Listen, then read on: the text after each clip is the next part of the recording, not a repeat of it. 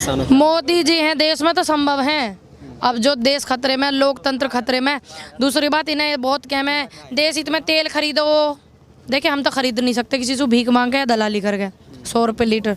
दूसरी बात, इन्हें देश इतना प्यारा है, इतना प्रेम देश है, तो मुझे पता है एक ही व्यक्ति इस देश को बचा सके। अब पूरे देश में सिर्फ एक व्यक्ति ऐसे हैं जो हमारे देश को बचा सकें, मोदी जी बचा सकते हैं।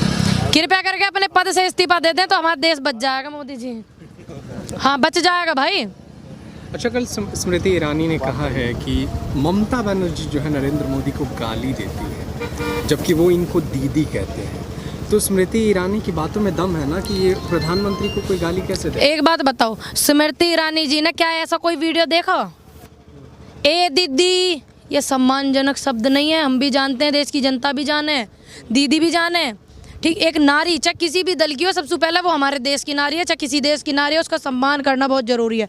क्या ये सम्मानित शब्द है? ए दीदी है सम्मानित शब्द आपकी नज़रों में? नहीं है ना। बेशक आप दीदी कह रहे हो, लेकिन उसमें सम्मान कहीं आ रहा नज़र आपको? नहीं आ रहा। दूसरी बात, अगर ऐसी बात है उन्होंने गाली दी है तो आप निकाल के ला के दिखावें उन्हें, मीटिंग करो उनसे। तुम्हें बड़ा शौक है विपक्ष से बात करने का, किसानों से बात करने का शौक नहीं है उन्हें, तो विपक्ष से बात करने का ज़्यादा शौक है। तो एक आधी मीटिंग करके बतावें कि ममता जी आपने गाली दी, फिर उनसे सॉरी बुलवाओ। ठीक है, इस काम को यूँ ही काम रहेगा मंत्रिमंडल को, और तो कुछ काम नहीं रह रहा ना। ठीक है, तो सारे प्रधानमंत्री सारे के वहाँ बंगाल में चले गए चुनाव लड़वाने के लिए कैंडिडेटों को, यही काम रहेगा। और देश में कुछ काम नहीं है क्या? प्रधानमंत्री पद को बहुत ज़्यादा काम हो में। अच्छा, एक घटना हुआ कूच बिहार में, वहाँ कल वोटिंग होने वाला है। वहाँ सीआईएसएफ के गोली से 4 लड़कों की मौत हुई थी। 18 से 24 साल के बीच उनकी एज थी। लेकिन अब जो है बीजेपी के अध्यक्ष जो है बंगाल बीजेपी के दिलीप घोष, उन्होंने कहा 4 नहीं बल्कि 8 को मारना चाहिए था। तो ये ऐसे बयान क्यों देते हैं ये लोग? मुझे तो ऐसा लगा सीआरपीएफ के जमाने में न मारे हो, इन्हें नहीं मरवाए हो किसी पे। इनके बयानों से यही लग रहा। ठीक, अब देखो ना, आप जिस मंत्रिमंडल में और सत्ता में सरकार होने के बावजूद भी ऐसी टिप्पणी करें 4 नहीं 8 मरने चाहिए। तुम्हारे घर में क्या क्या क्या मरे हुए हैं? पूछ कहिए उनसे कल को टाइम लेके। ठीक, और जब ये टिप्पणी करें, कितने बच्चे आपके हैं? जब किसी माँ का एक बालक मरे ना, चाहे वो शहीद हो जावे चाहे वो मर जावे, तो उसके जी पे क्या बीता है आप अपनी घरवाली से जाके पूछना। नारी देश जगत की, संसार जगत का श्रृंगार है।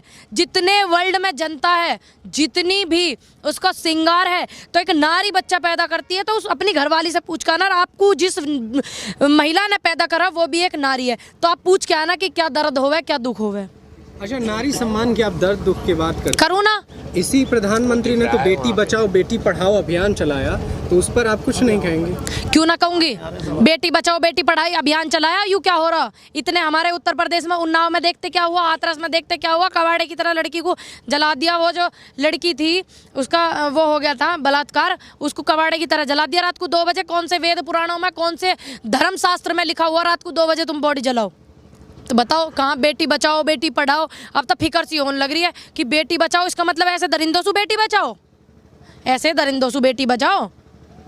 फिर टीएमसी के सांसद हैं एक, उन्होंने कहा है कि जैसे बंगाल में बीजेपी आकर के अटैक कर रही है, प्रधानमंत्री की जो भाषा है लगता है वो कोई किसी जो एरिया का डॉन हो, रंगबाज हो, ऐसी भाषा का वो प्रयोग कर रहे हैं बंगाल के अंदर। मैंने तो उनके कई भाषण देख लिए भैया, हमें भी ऐसी महसूस हो रहा, हमें भी हो रहा है। इसमें कौन सी दोहराने वाली बात है? झूठ बोलने वाली बात सच बोलना चाहिए। और ये जो इनके मंत्रिमंडल में मंत्री बने बैठे हैं, तंत्री जितने भी हैं, उनके भी टिप्पणी देखी मैंने। तो एक राजनाथ सिंह जी हैं जो उन्होंने कोई टिप्पणी ऐसी किसानों के लिए नहीं कही। ठीक, हटाने की, वापस जाने की, ये सब बात तो कही है, लेकिन अभद्र भाषा में नहीं इस्तेमाल करा। नड्डा चड्डा पड्डा ये सब सही है? सही है ये ममता बोल सकती है? क्यों? सुनिए मेरी बात। नड्डा की क्या बोला?